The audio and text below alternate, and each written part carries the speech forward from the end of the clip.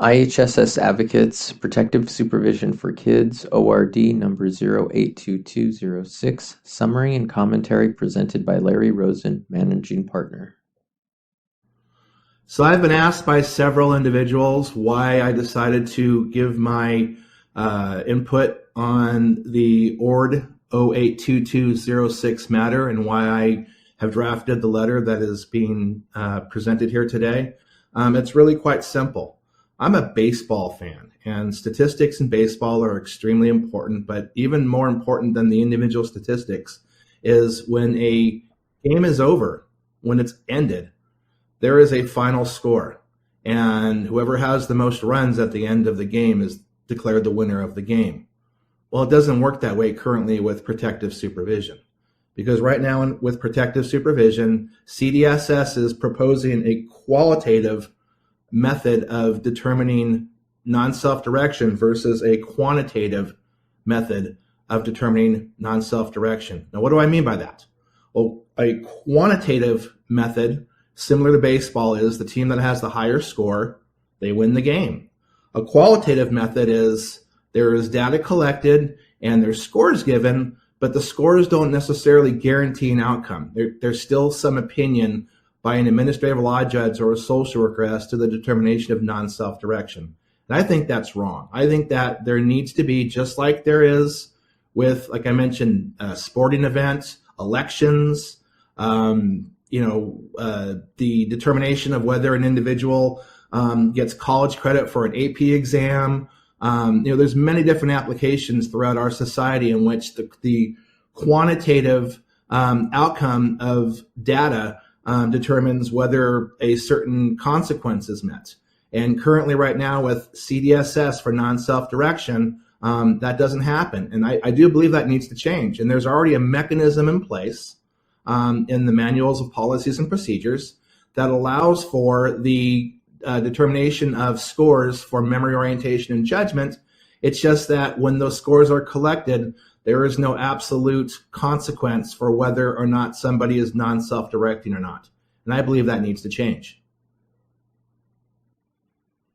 The definition of non-self-direction can be found currently in All County Letter 15-25 and states, for the purpose of protective supervision eligibility, non-self-direction is an inability due to a mental impairment, mental illness, for individuals to assess danger and the risk of harm, and therefore the individuals would most likely engage in potentially dangerous activities that may cause self-harm. ORD number 0822-06 adds a definition to MPP 30-701N3. Non-self-directing individuals, for purposes of protective supervision eligibility, are individuals who, due to their cognitive impairment, mental health condition, or other condition that impairs their cognitive ability to assess danger and the risk of harm, are A, unable to cognitively assess danger and the risk of harm, and B, at risk of injury, hazard, or accident. The state is proposing adding a qualitative definition of non-self-direction and requiring all recipients who have protective supervision to be deemed non-self-directed. Qualitative definitions are often misinterpreted. This allows an ALJ to arbitrarily determine how they deem a recipient non-self-directed. We are proposing that the definition be quantitative, a straightforward score based on the functional index rankings already assigned to a recipient's impairments in memory orientation and judgment. There is no need for a social worker or judge to interpret yet another qualitative definition. Our alternative would be more straightforward and would benefit the IHSS system and IHSS families in the long run. Currently under ACL 1525, a PS recipient must be non-self-directing due to a mental impairment, mental illness, have the mobility to put themselves in harm's way and be likely to engage in potentially dangerous activity, need more supervision than a minor of comparable age who is not mentally impaired, mentally ill, and needs 24-hour-a-day supervision for the minor to remain safely at home. MPP 30-756.372 states, mental functioning shall be evaluated as follows. The recipient's mental function shall be evaluated on a 3-point scale, ranks 1, 2, and 5, in the functions of memory, orientation, and judgment. This scale is used to determine the need for protective supervision. ACL 14-60 currently includes the nursing facility level of care standard.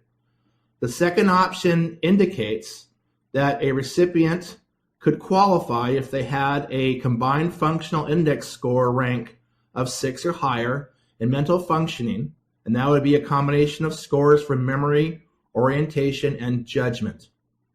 As you can see, the solution is already a policy.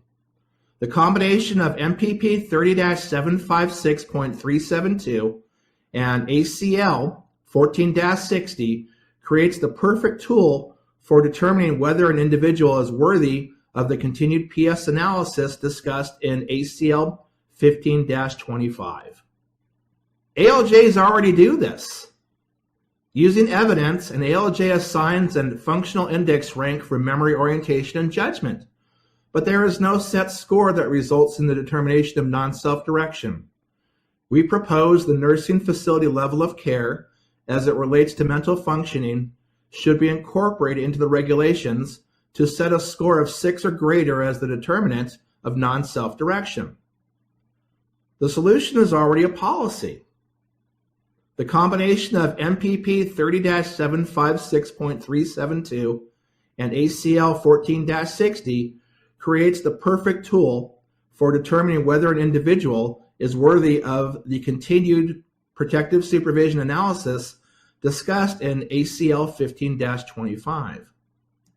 We fight for families against misrepresentations on all 4 steps of the ACL 1525 process. Our comment letter alludes to some of these other points. Age should not be a factor in steps 1 and 2. Predictability of behavior is not a reason to find an individual not non-self-directing, and specific behaviors are not predictable if they do not consistently occur exclusively at the same time of the day. This isn't the only issue we run into. The IHSS system, administered by CDSS, is arguably the best system of its kind in the United States, but it's not perfect.